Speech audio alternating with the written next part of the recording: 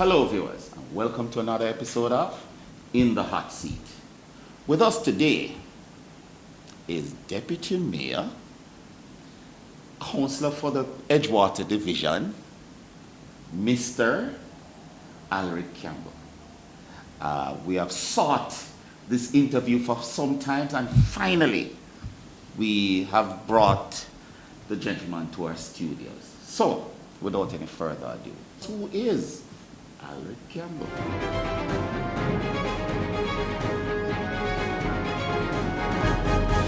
Let me first thank you for giving us the opportunity to speak to you so our viewers can get a better feel of just who is Alrick. You know, I noticed that on your campaigns, that's what you think you said, Alrick is the man. Yeah. All right. First question. Where were you born? Believe it or not, I am not a St. Catherine man by birth. Okay. I was born in the Noel Holmes Hospital. That's in Lucy in Hanover. Okay. That's where I'm from. I'm one of... As far as you can come from. Yes. Another great leader who has begun his journeys in the West. Where was that? Who's that person you consider a great leader, sir? There are many of us. Help me. I'm not as aware as you are, You're out there, I'm a little bit... PJ Patterson. Okay. All right. Sir Kenneth Hall. All right. And the list goes on. To name a few. All right. Or to name a few. All right, so you're a Hanover man, but no very much a part of the fabric of Portmore. Yes. Well, after high school, I came to do tertiary education in Portmore. Okay. Well, before we can mention the tertiary and so on, which primary school did you go to? I started at Riverside All-Age School. That is in the hills of Hanover. Okay. Place known as Kingsville. All right. And I went in grade 3, September 1988. Gilbert came. The school was partially damaged.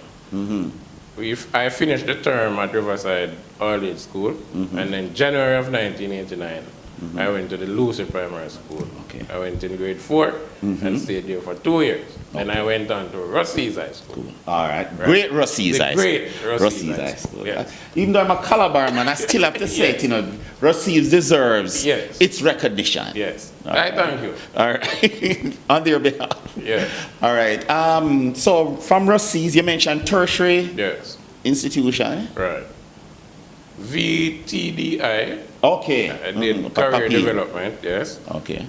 I did law, University of London. All right. Political science, University of the West Indies. Okay. Yeah. But before we do that, though, when would you say some of your leadership skills would have been showing there? Would that be at Rossi's? While at Rossi's, what type of leadership? Were there any leadership roles that you played at Rossi's? At Rossi's, I was an average child. No prefect, nothing like that? I was an average child at Rossi's. However, I was Any sports? I am an excellent spectator. All right. Excellent spectator. And I mean, Rossi's, you play football recreational, but I've not done any professional football. Never represented like the national team. Okay. Excellent spectator, as I mentioned.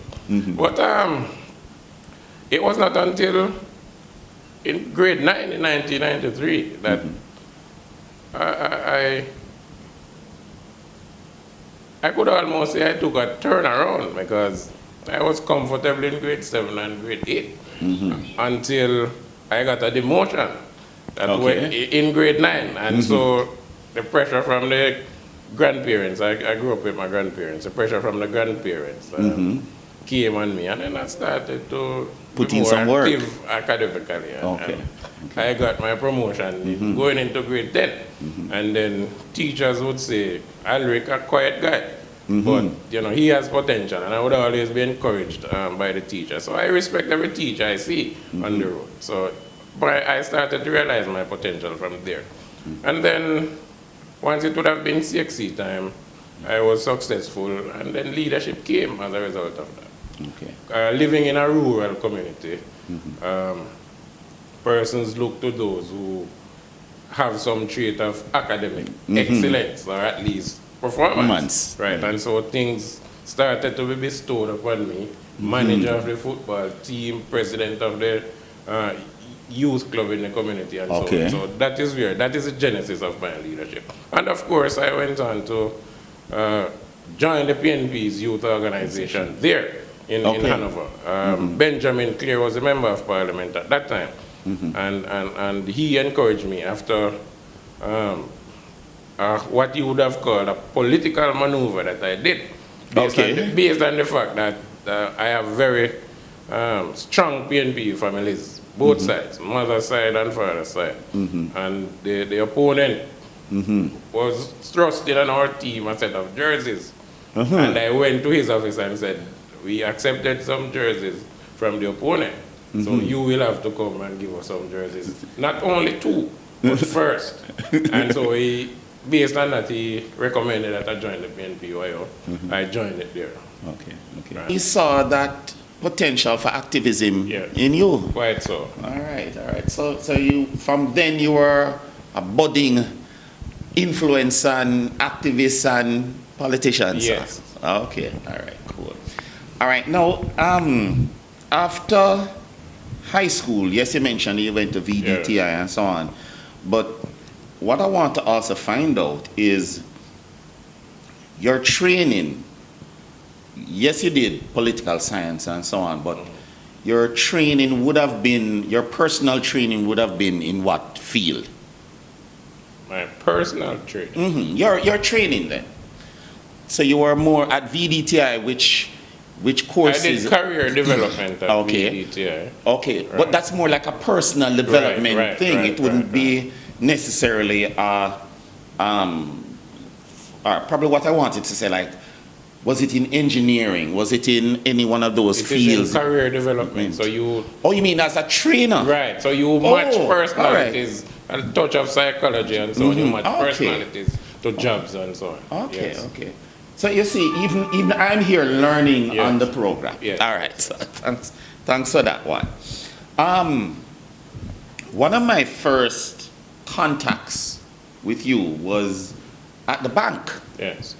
All right, so tell us about the bank days, because would it be fair to say that if you didn't take up politics, you probably would be in the banking field, or am I assuming too much? It is fair to say I would still be in banking at NCB. All right. In those days, you see, and it made my transition to politics very easy.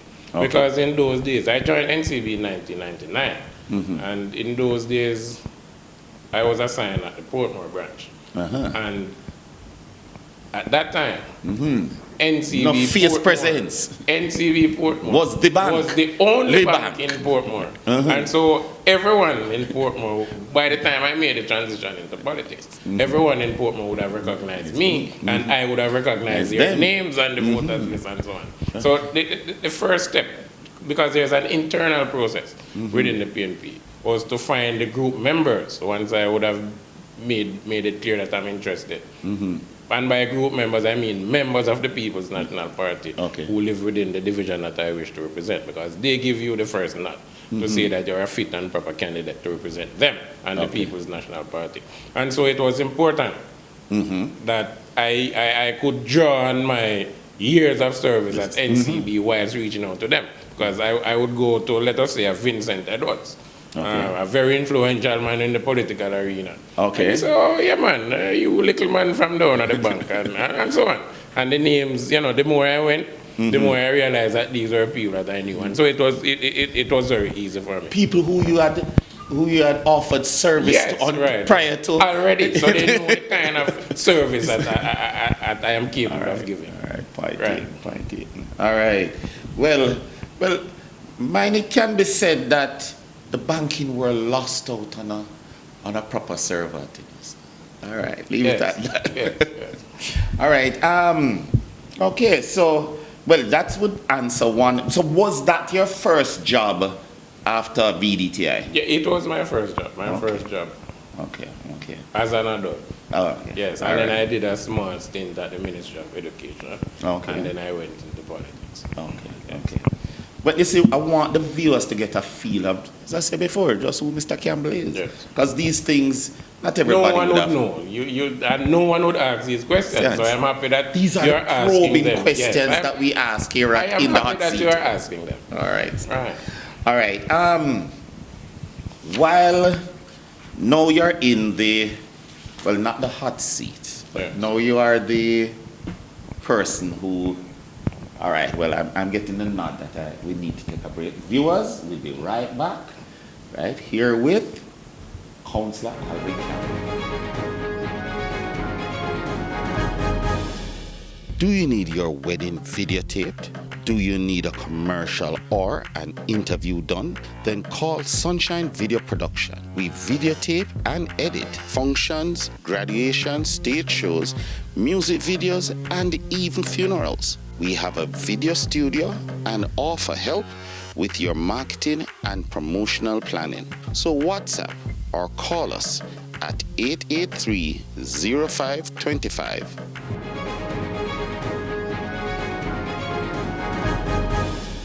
Viewers, welcome back. Here with Councillor Campbell. Still trying to get to know you better.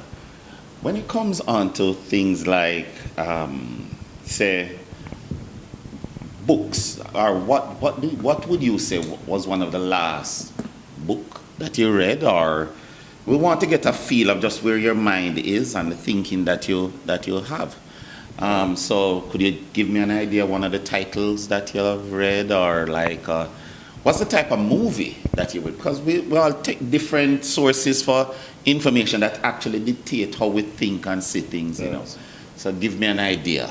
Well, with respect to books, I prefer history books. Okay. So Crisis in the Kremlin, and I am a socialist, so I tend to read things relating let me make a note of that one. relating Crisis in the Kremlin.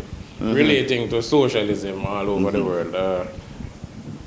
China, the government of China, is also another book that I recently read, and it outlines, of course, how China sees the world and its position in the world and the steps that would have been taken to ensure that it maintains its dominance. So with respect to books, I go non-fiction. With respect to movies, I like action movies. Okay. Right? And as an action man yourself? Right. All right. And if I'm watching television, I'll watch news, I'll watch Chinese news. Okay. Of course in English. I watch Russian news, I watch American news, and I watch British news. So and this is a ritual that I perform every evening. Okay. Right. And then for TV, for leisure, I like to watch nature channels. Okay. Right? So it teaches me about the environment.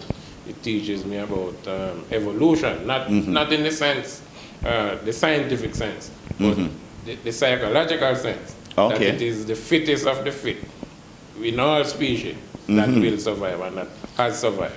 Well, pertinent to that type of pronouncement, yes. What role do you see China, based on that fittest of the fittest statement, in the next coming, for argument's sake, 10 years? What do you see happening as far as China and well, there are three, in my perception, there are three entities or three countries that really will play that dominant role in the next 10, 20 years. It should be China, of course, United States, and India.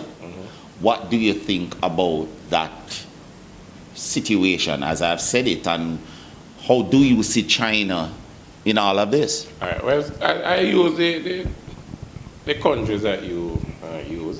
India is trying to replace China as the labor market of the world. Yes.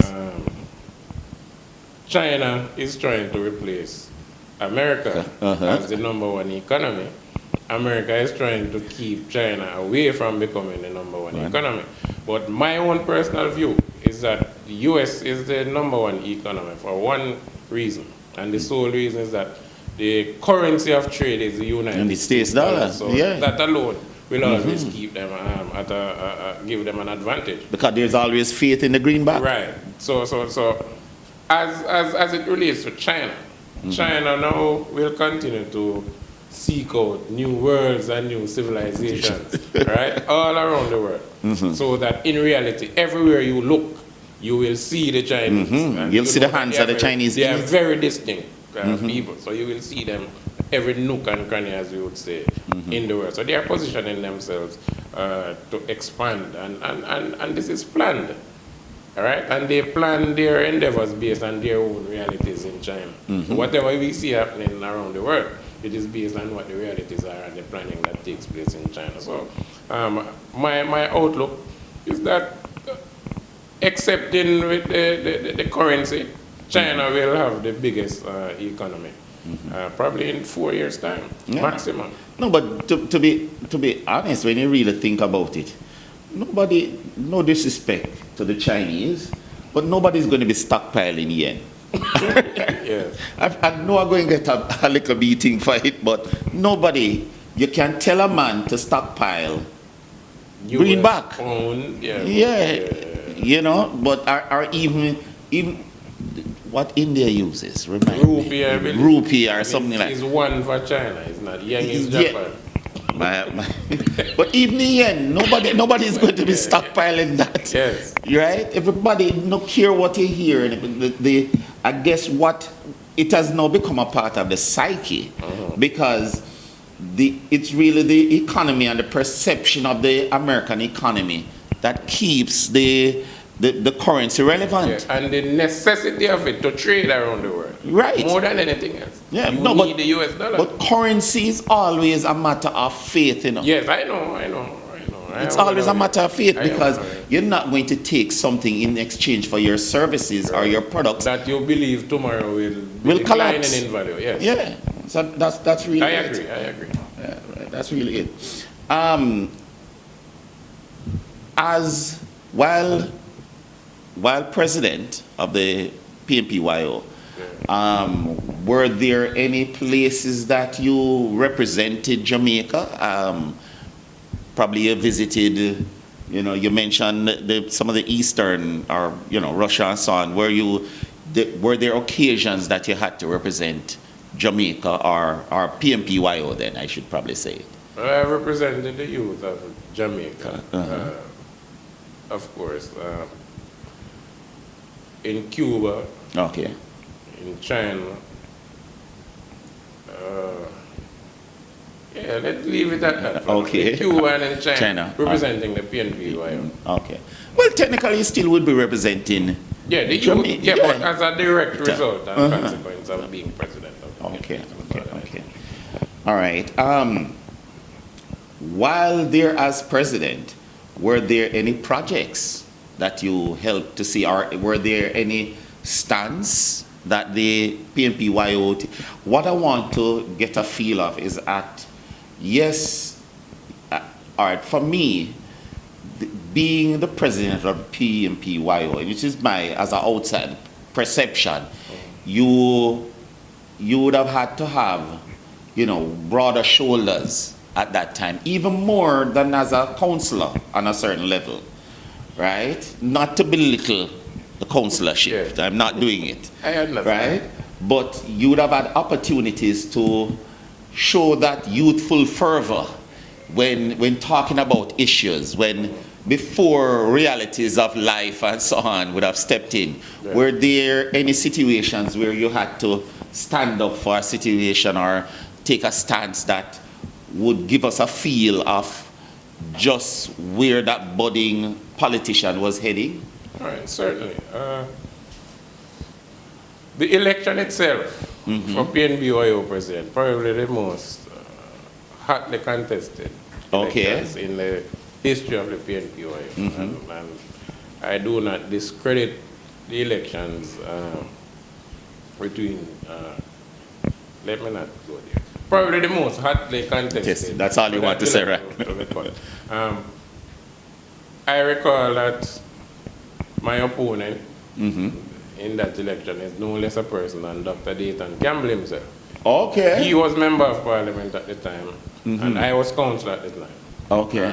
And so the election itself, a lot of spectacle surrounding the election itself, right? But a lot of weight was being thrown around all over the place, right? And so that in and of itself would have been a good moment. With respect to... So wait, let me back up a little. So at the time, he was a member of parliament. Yes, he was member of parliament. Okay, okay. Okay. With respect to... But that would have been a feather in your cap, man. Well, the political prowess person started to recognize, because in some quarters he was touted as being the favorite to it, right? But I know that I was preparing to run from 2 years before. Okay. So the necessary organizational work. The groundwork was laid. Was laid. And I recall that he was at a studio one time, and I was calling in on the cell phone, and he commented that I was not in the studio probably because I'm afraid. And I said to him that I was in Racecourse, Clarendon, speaking with two of the delegates coming to vote next week. You're on the ground. I was on the ground. And so it brings the point that organization is important in the field of politics. Okay. All right. Well, we're going to a quick break. We'll be right back, viewers.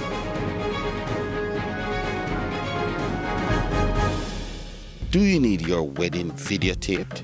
Do you need a commercial or an interview done? Then call Sunshine Video Production. We videotape and edit functions, graduations, stage shows, music videos, and even funerals. We have a video studio and offer help with your marketing and promotional planning. So WhatsApp or call us at 883-0525.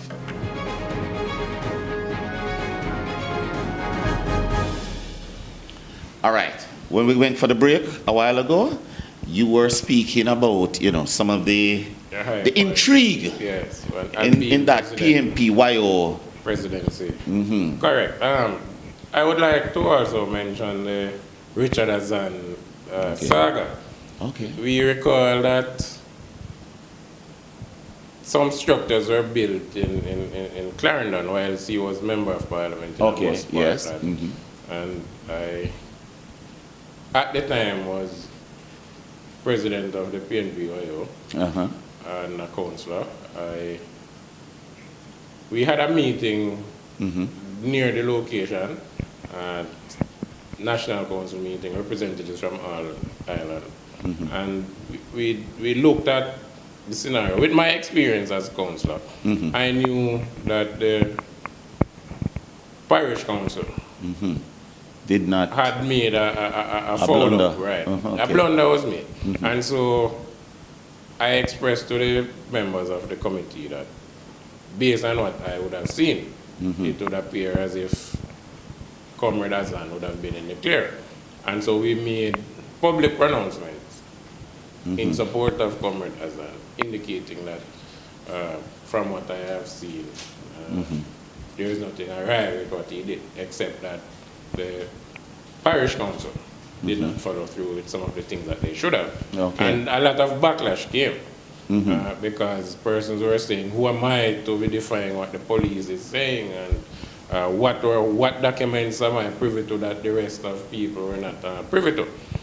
And as it turned out, the DPP ruled that no charges could be made, and I went again as president of the organization to indicate that the most honorable Prime Minister at the time, Comrade Portia Miller, should reinstate Comrade Azan, and that was done.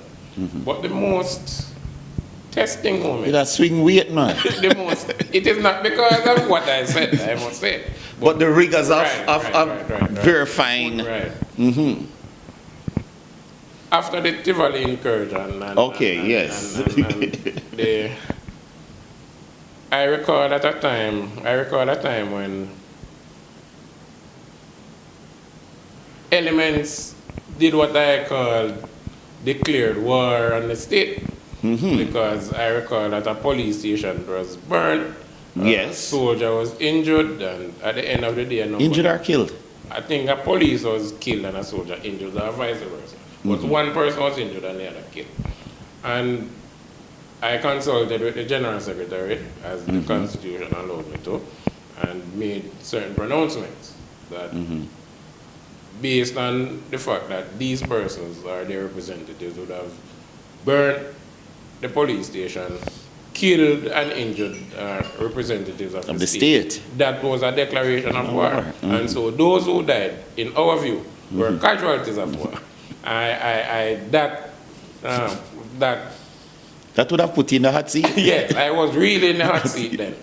But once you would have read the entirety of the statement that was released, then you would understand. No, well, how media is, media is not about reading the entirety of the statement, It's the buzzword and that thing that ignites passions. Right, but I was able to defend the reputation and image of the PMPYO organization. All right, cool. Now,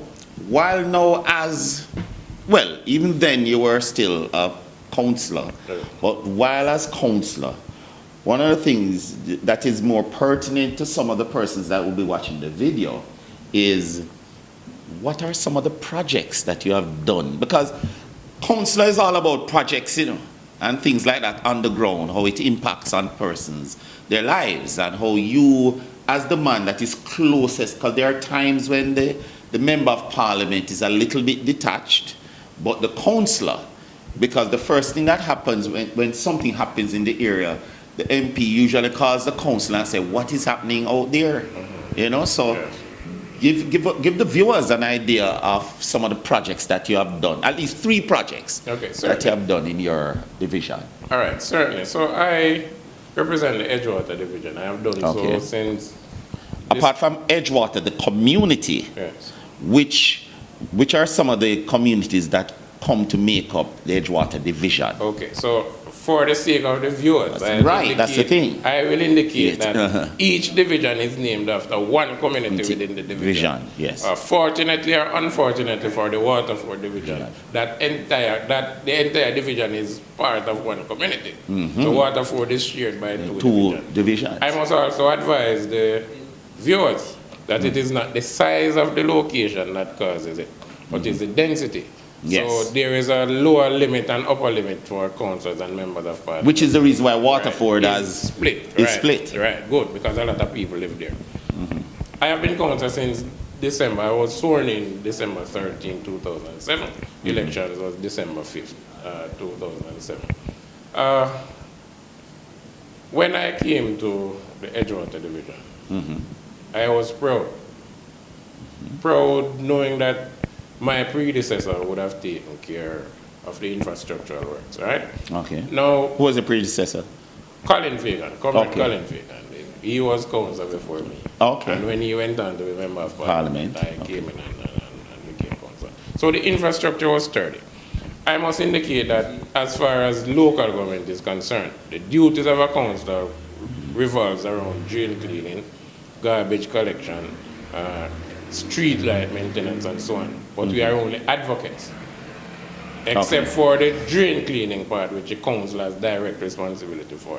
Okay. National Solid Waste Management Authority and Metropolitan Parks and Markets responsible for garbage collection itself. Yes. We pay the bill, but they do the actual collection, right?